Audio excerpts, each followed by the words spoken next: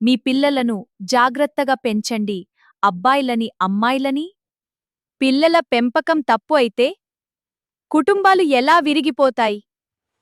నా జీవితంలో జరిగిన నిజం. ప్రతి తల్లిదండ్రి వినాల్సిన కథ. లవ్ మ్యారేజ్, అరేంజ్డ్ మ్యారేజ్ కాదు. వాల్యూస్ మ్యారేజ్ ముఖ్యం. ఒక అబ్బాయిని నేను నా బిడ్డలా పెంచాను, కాని అదే అబ్బాయి నా జీవితాన్ని ఎందుకు కూల్చేశాడు?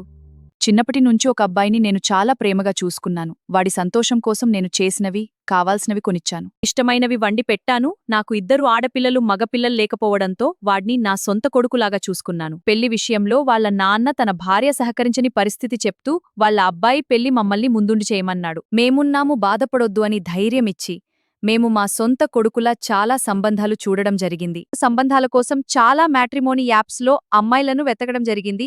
చాలా చోట్ల తిరగడం జరిగింది. అబ్బాయి ఒకరోజు వచ్చి తనకి ఒక అమ్మాయి ప్రపోజ్ చేసిందని చెప్పాడు. చివరికి ఒక అమ్మాయి వాడికి నచ్చింది అని, వాడు సంతోషంగా ఉన్నాడు అని మేం కూడా చాలా సంతోషించాము. వాడు ఒకరోజు ఆ అమ్మాయితో మమ్మల్ని పరిచయం చేశాడు. నేను ఆ అమ్మాయిని హత్తుకొని వెల్కమ్ టు అవర్ హౌస్ అని చెప్పాను. ఆ అమ్మాయి మాత్రం మమ్మల్ని రిలేషన్లో నుంచి గెట్అవుట్ చేసింది. ఆమెకి మమ్మల్ని చూస్తే భయం వేసిందంట. ఆ అమ్మాయి భయంతో బాగా ఏడ్చిందంట. దానికి ఆ అబ్బాయికి మాపై బాగా కోపం వచ్చింది. ఏంటి, నా మీద కోపమా? వాళ్ళని చూసుకుంటా. నేను ఆ అమ్మాయికి 2 సార్లు మెసేజ్ చేశాను. ప్రతిసారి ఐ యామ్ బిజీ అని రిప్లై ఇచ్చింది. నేను చిన్నప్పటి నుంచి వాడిని సొంత పిల్లాడిలా చూసుకున్నాను కాబట్టి ఆ అమ్మాయిని కలుపుకోవాలి అని నా బాధ్యతగా మెసేజ్ చేశాను. ఏంటిది ఈ ప్రవర్తన? 2 సార్లు కూడా బాధ్యతలేని, మర్యాదలేని రెస్పాన్స్ ఇవ్వడం వలన వాడిని ప్రశ్నించాను. దానికి వాడు నేను అనేససరిగా డిస్టర్బ్ చేస్తున్నాను అని చిరాకు పడ్డాడు. వాళ్ళ ప్రవర్తనకి, నేను చాలా సంవత్సరాలు చూపించిన ప్రేమకు ఈ నిర్లక్ష్యం జవాబాని చాలా బాధనిపించింది. వాళ్ళ పొగరుకు, అమర్యాదకు, నిర్లక్ష్యానికి చాలా బాధపడ్డాను. అయినా నాది ఏమైనా తప్పు జరిగిందా? నా ద్వారా వాళ్ళు ఏమైనా ఇబ్బంది పడ్డారేమో అని ఒకసారి ఆలోచించాను. వాడికి ఫోన్ చేసి సారీ చెప్పాను. వాడు మౌనం పాటించాడు. ఆ అమ్మాయికి కూడా ఫోన్ చేసి మాట్లాడాను. నేను నా పిల్లలు ఎప్పుడూ మీ ఇంటికి రాము, కొంచెం బాగున్నావా అని మాట్లాడి సంబంధం కలిపి ఉంచమని బతిలాడాను. సంబంధం కలుపుకుందామని వదిలిపెట్టుకోలేక ఒకసారి నా పిల్లలతో పాటు ఆ అమ్మాయికి కూడా బట్టలు కొనించి అబ్బాయికిచ్చాను. దానికి కూడా సమాధానం లేదు, మౌనం మాత్రమే. వాళ్ల ప్రవర్తన ద్వారా ఇతరులెంత బాధపడుతున్నారో అని గమనించలేని వారిగా ఉన్నారు. ఇది మూర్ఖత్వమనాల్లో, పొగరు అనాలో, అమర్యాద ప్రవర్తనానాల్లో, కానీ మొత్తానికి బాధపడ్డది మాత్రం నేను.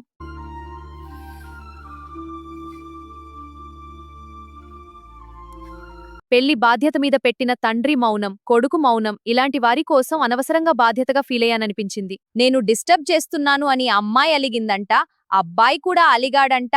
ఎవరి మీద విరి అలక? ఇది అంతా నాకు అవసరమా అని నేను పూర్తిగా మౌనమైపోయాను. వాళ్ల నంబర్స్ బ్లాక్ చేశాను.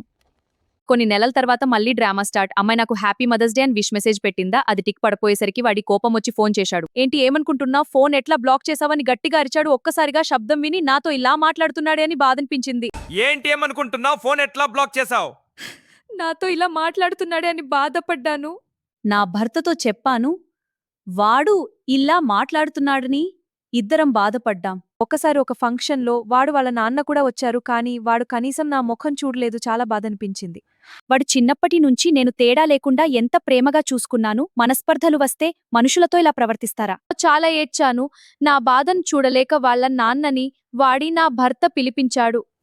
వాడు మాట్లాడుతూ అమ్మాయిది తప్పే కాని నాది కూడా తప్పు అన్నాడు. ఫంక్షన్లో నువ్వు ముఖం చూడలే, వాడు ముఖం చూడలే. అబ్బాయి ప్రవర్తన, వాళ్ల నాన్న బాధ్యతలేని ప్రవర్తన చూసి బాధనిపించిన సంబంధాలను పోగొట్టుకోవద్దని సర్దుకున్నాను. పెళ్లి పనులన్నీ వాళ్లే చూసుకున్నారు. వాళ్ళ అమ్మాయి ఇంటికి రమ్మని పిలవలేదు, పెళ్లికి రమ్మని అబ్బాయి పిలవలేదు. మా కుటుంబంలో మొదటి పెళ్లి మేమే చేస్తామని చాలా సంతోషపడ్డాం. మనుషుల్లో ఎంత స్వార్థముంటదా నాకింతకాలం తెలియదు. నా కుటుంబాన్ని చూసుకోవడమే కాకుండా అందరూ నా వాళ్లే అనుకున్నానే. నేను ఒక ఎమోషనల్ ఫూల్ అయిపోయాను. వాళ్ళు స్వార్థం పరులు, వారి సంతోషం మాత్రమే చూసుకుంటారు. ఇంతకాలం అందరూ నా వాళ్ళనుకున్నాను. వాళ్ల బుద్ధి బాగా చూపించారు. వాడి ఇంటికి వచ్చినప్పుడు వాడి కోపము చూపించొద్దు, పెళ్ళయ్యే వరకు ఓపిక పట్టమని బత్తిలాడాను. రిలేషన్లో ఏమైనా డిస్టర్బ్ జరిగితే నేను చాలా బాధపడతానని చెప్పాను, కానీ లాభం లేదు. వాడి పెళ్లి పనులన్నీ పూర్తిగా సైలెంట్గా చేసుకున్నాడు. వాళ్ల షాపింగ్ వాళ్లే చేసుకున్నారు. పెద్దదాన్ని ఆడదాన్ని అని కూడా మర్యాద ఇవ్వలేదు.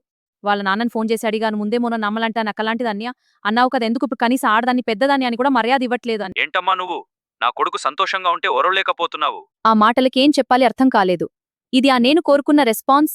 ఇది మనుషుల తత్వం. అందరూ నా వాళ్లే అనుకోవద్దు. ఒకరోజు వచ్చి వాడు సారీ చెప్పాడు, కాని మళ్ళీ సైలెంట్.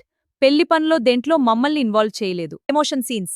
మళ్ళీ ఒక రోజు వాళ్ళ నాన్న వాడు ఫోన్ చేయకుండా మేము ఉద్యోగస్తులమని తెలిసి ఇంటికి వచ్చారు, మేమింట్లో లేము. అదే వాళ్ళు చివరిసారి మా ఇంటికి రావడం.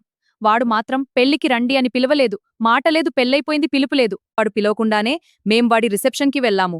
మాట లేకుండా సంవత్సరం డ్రామా చేసి అక్కడ స్టేజి దిగి వచ్చాడు గొప్పవాడు. వాడు చాలా తెలివైనవాడుగా ఫీల్ అవుతున్నాడు. హీరోగారు పెద్దవాళ్లకి మర్యాదివ్వడం తెలియదు, సంబంధాలు కలిపి ఉంచేది పద్ధతి తెలియదు. చేసుకునేదానికి చిన్నప్పటి నుండి వాడిని ప్రేమగా చూసిన బంధుత్వాల విలువ చెప్పడం తెలియదు. ఆమె ఏడ్చిందని బంధుత్వాలను వదిలేశాడు. ఆ అమ్మాయి ఏ కుటుంబంలో నుంచొచ్చిందో ఆమెకి బంధుత్వాల విలువ తెలియదు, చేసుకోబోయే వాళ్ళ ఇంటి వాళ్ళకి మర్యాద ఇవ్వడం తెలియదు. స్వార్థపరురాలు. అంత ఎమోషనల్ డ్రామా. వాళ్ళకి ఎవరితో సంబంధం లేదు.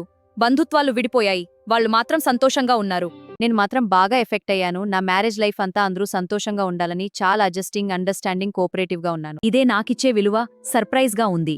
ఒకప్పుడు నేను అందరికీ అమ్మను, అక్కను, అందర్నీ కలిపి ఉంచదాన్ని. ఇప్పుడేమో నేను అందర్నీ డిస్టర్బ్ చేసిందానిగా ముద్రించారు. నా ఎమోషన్స్కి వాల్యూ లేదు. నాకు వాల్యూ లేదు. నేను ఏడిస్తే డ్రామా, మాట్లాడితే గొడవ చేసేదాన్ని. ఏమీ జరగనట్టు మౌనంగా నా పని చేసుకోవాలి. నా మనసులో చాలా బాధ, డిస్టర్బెన్స్, గుండె బరువెక్కిపోతుంది. ఎమోషనల్గా చాలా ఎఫెక్ట్ అయ్యాను. విలువ ఇస్తే కొంచెం సంతోషపడాలి అనుకున్నాను, కాని ఇంత బాధ పెడతారు అని కలలో కూడా అనుకోలేదు. ఒకసారి జరిగినదాన్ని ఆలోచిస్తే అమ్మాయి మర్యాదగా ప్రవర్తిస్తే బాగుండేది. అబ్బాయి రెండు వైపులా విలువలు తెలిసి ప్రవర్తిస్తే బాగుండేది. వాళ్ళ నాన్న పెద్ద మనిషిలాగా కోడలికి కొడుకి చెప్పుకొని సంబంధాలు కలిపి ఉంచితే బాగుండేది. అందరూ ఎదురెదురుగా కూర్చొని సమస్యని పరిష్కరించుకున్న బాగుండేది. అందరూ కూర్చొని మాట్లాడి ఉంటే 4 మాటలు మాట్లాడేవాళ్ళం, కొంచెం కోపడేవాళ్ళం, కొంచెం సర్దుకునేవాళ్ళం, అందరి మనసులు తేలికపడేవి. కాని అలా జరగలేదు. వాళ్ళు మౌనం, వాళ్ళ నాన్న మౌనం, వాళ్ళకి ఎవరూ వద్దు. చిన్నప్పటి నుంచి అందరితో ఎందుకు కలిసి పెరిగాడు. లవ్ మ్యారేజ్, అరేంజ్ మ్యారేజ్ కాదు. విలువలతో కూడిన మ్యారేజ్ చేసుకోవాలి. అందరికీ విలువిచ్చి చేసుకోవాలి. మనము సంఘజీవులం. విలువలతో కూడిన సంబంధాలు కలిగి ఉండాల్సిన అవసరం ఉంది. కుటుంబాల పరిధిని, విలువలను ఉంచుకుంటూ అందరితో కలిసి ఉండాల్సిన అవసరముంది. అబ్బాయి అమ్మాయికున్న పొగరు వలన మా కుటుంబం చాలా బాధపడింది. బంధుత్వాలు విడిపోయాయి. అందుకే తల్లిదండ్రులకి నా విజ్ఞప్తి, చిన్నప్పటి నుంచి ఆడపిల్లని, అబ్బాయిని విలువలు, బాధ్యతలు నేర్పిస్తూ పెంచాలి. వారి వలన ఎవరు బాధపడవద్దు.